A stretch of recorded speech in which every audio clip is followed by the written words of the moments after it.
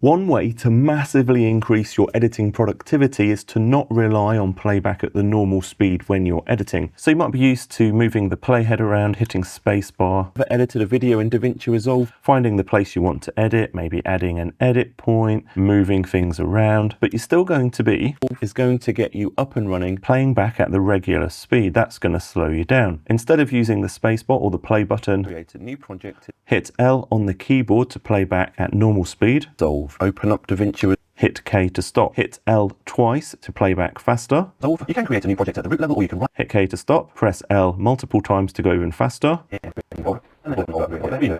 Normally though, a couple of presses of L is what you need because you can still kind of hear what's happening in the audio. You can do the same thing in reverse, tap J a couple of times to play backwards in 2 times speed, or multiple times to go even faster, J, J, J.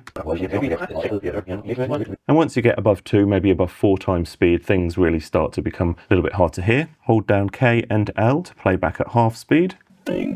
Hold down K and J to play backwards at half speed, just in case you really want to fine tune that edit point.